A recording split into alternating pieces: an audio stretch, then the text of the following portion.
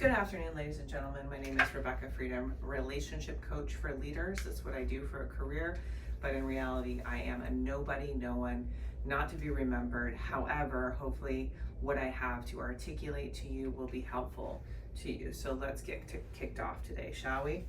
I have been in mental health. I've worked in mental health for a very long time. I'm gonna keep fucking with this tie because it's the first time I've tied a Windsor knot. How'd I do? It's like dick to the side, whatever.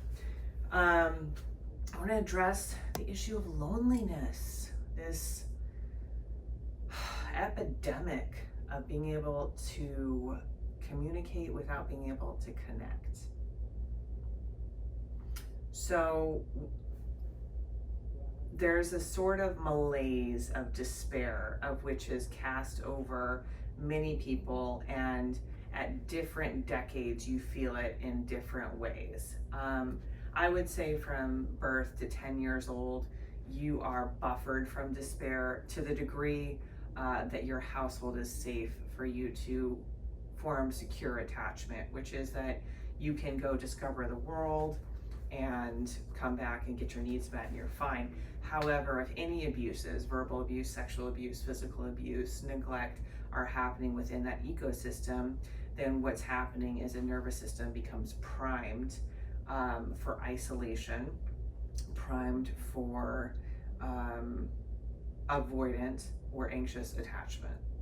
Great. So that priming is sort of the informant of choices and the hotbed of where your inner critic, this sort of like construct of the voice in which we talk to ourselves. Like when we look in the mirror, I look at my stomach and I'm like, gross, I've got rolls, I've got fat, versus being like, my stomach is naturally responding to the environment in which I put it in. My body is doing exactly what it is designed to do. What the fuck with this fucking tie? I can't with this shit.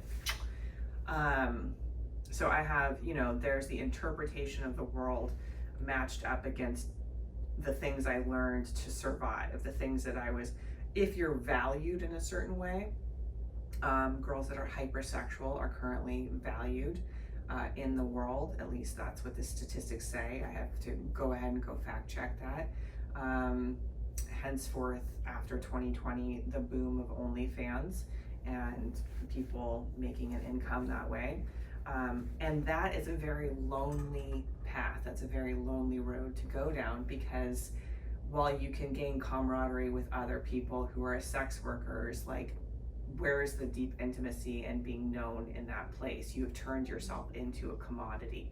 Again, I'm a digital representation of who I am in my real life. My name is Rebekah, and I have to go grocery shopping for myself. I generally avoid scrubbing the bathtub. I don't fucking like detailing my car. So all of these things are things that I procrastinate or avoid. I'm real, but on the screen, I'm just this talking head, and people are like, that's so fucking boring. Now let's get to watch your channel. Blah, blah, blah.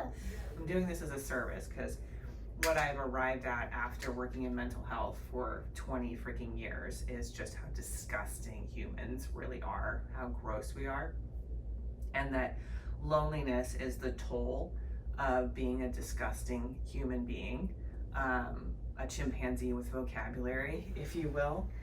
But if you're gonna change the narrative and you're gonna break the cycle of loneliness and this fear of abandonment, and then this sort of like placement as a victim because you've been abandoned, which just then perpetuates the cycle, which really can interrupt your ability to have meaningful relationships, and sometimes it can even crystallize into something called cluster B personality disorders, histrionics, antisocial, narcissistic being the one that's talked about the most.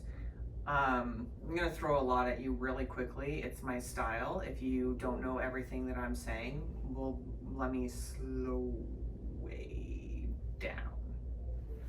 You have a liver, you have some kidneys, you got some brain function. You're somewhere on the spectrum of genius to fucking idiot. It's called an IQ exam. However, we now know EQ as well, emotional intelligence. Somewhere you exist within this framework. I would venture to say that a majority of people who are masquerading into a Homo sapien are really chimpanzees with vocabulary, and they don't have much mental acuity, and they fit somewhere in society, but they're not a great contributing factor. In fact, they're more of a drain to society, and that a lot of that is producing this like perpetual wounding that we talk about and hurt and that we highlight, but we don't like follow through with the entire narrative. And so people feel fractured inside, like that's their whole identity, and then they exist in that for a long time, figuring out that 60-year-olds were trying to communicate to 20-year-olds about what they cared about when they were 20 years old doesn't really matter, but it's completely relevant when you're 20 years old, because when you're 60 years old, you have all this experience that a 20-year-old doesn't have. So trying to impart wisdom is a completely active futility, because the only way to really learn is to do, but then you're like afraid to do it, so you stunt your learning process and you arrive in arrested development. And when you're stuck in arrested development, then you create this anxious, and anxiety is just really a cue that you don't have the skill set that's going to take to be able to climb the mountain, and you're probably going to die on the way up because you haven't done the tactical work to be able to learn to be a mountaineer, which is a metaphor for being able to like pay your finances and taxes on time, and build generational wealth, and then manage that wealth in a meaningful way and not blow it all on status. And then once you've like blown it on status and you realize that's not the thing, yeah, you actually need connection. You've been lonely the whole time and just anesthetizing it with like worldly possessions, and that what really matters is like the connections you have with yourself and others. But you just completely were devoid of that skill set because the focus was on money. But money actually matters as a sort of metric of your success and how well you're like articulating yourself and your skill set into a market that is like a supply and demand market. And once you're like in that particular area where you understand, hey, I do have a skill set that is highly needed, or I can just be an employee that gets a salary, and then I can put that salary towards building different assets so that I can create generational wealth, then that kind of puts you in a different place. But the thing that allows you to do that is the ability to learn, have intelligence, and to have a foundation of support around you. And generally that support is something that's nominal in our current society, and you have to go online to look at influencers that are like, I love you, bestie, you're doing your best, and they don't know who the fuck you are. You're just like pretending to receive that transmission, and then through quantum physics we're like, oh, it's actually real, the thought wave that's coming to you. But how you interpret it is completely based on those first 7 years of your attachment style. Hope you caught all that. So the punchline is, life is enormous, and many people are inept at metabolizing it and negotiating it. Most people fall within the category of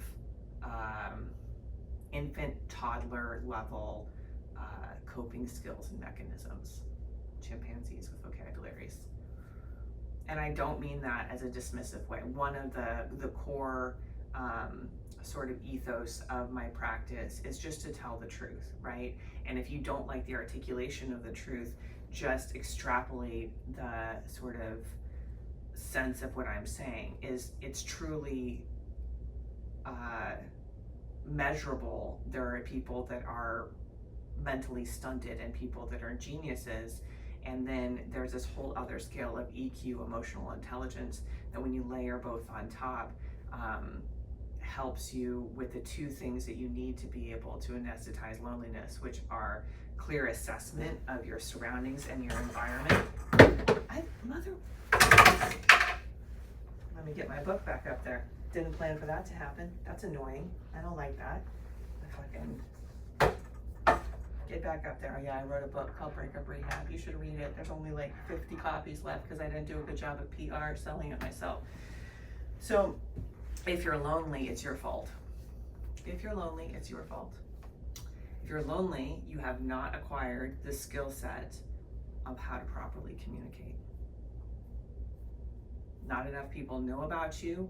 You're not going to third places enough, like bowling leagues, sewing, roller skating, playing intramural sports. Church won't cut it, okay? Because people all go and they face the pastor. They don't face each other. It's very rare that you have face-to-face, don't you fucking follow me, face-to-face communication again. And so what you can do is you can create third spaces, the basketball court, I thought back alleys. I know there's a lot of you that are considering that a third space. That's not what I'm talking about. And you have to have the ability to articulate yourself to be a constructive member of community. You have to give back, right? And a lot of us don't feel like we have the bandwidth to give back because we have decided to avoid other people because we've learned other people are hurtful. And so you have to have low stakes setting where you go belong to a chess club, you play Dungeons and Dragons. We have a place here in Johnson City that's like a gaming room, like go have coffee with people. When I was in Wilmington, I ran a sisterhood of 100 women, 100 plus women, and there was a core 20 of us that would meet every week for coffee. You need that third place of which to learn how to communicate, because the medium of a digital exchange like we're having right now is complete bullshit. You don't know me. You have no clue who I am. You don't know my whole fucking story. And it's a doozy. And I plan to use this YouTube channel to tell it. But right now I wanted to kick off with addressing the epidemic of loneliness, and to say, if you're lonely, it's because you don't know how to communicate, you don't know how to best articulate yourself. Your skill set is something that's just a commodity that makes you feel like just a number in the game, which you really are. You're meaningless, no one's gonna remember you, your life doesn't matter. And when you like struggle and strive to like have this like place in the history books, like that can really rob you from the moment of realizing everything is here for you and you're here to learn. That's the whole, I told my friend, if you want to put a giant headline on life, it's figure it the fuck out, you know? And some of us have a different starting line where we are given people that are rich, and then we have to figure out how to maneuver through that society in a meaningful, integral way. And some of us are in generational poverty, and we just get so used to the traditions of our parents that that's where we stay. And I was just really depressing because I saw like a mom smoking.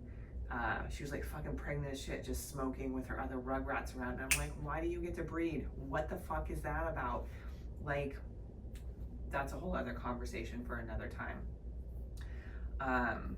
But what I'm saying is there is a whole faction of humans on this world that are masquerading as functional when they're really just doped up zombies who are going to maintain low levels of survival and not really communicate and in a meaningful way, and just be vessels of consumption.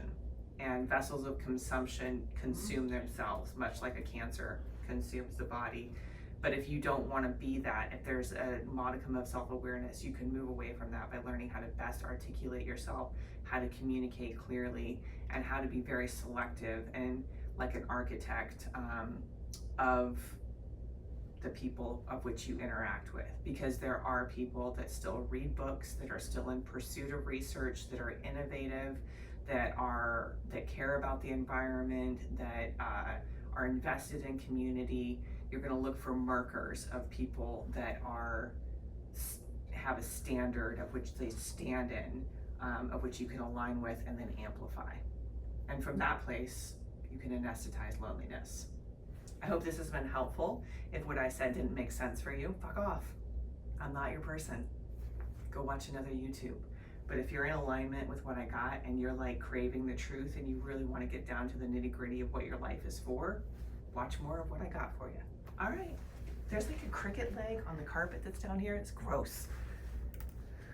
We're done here.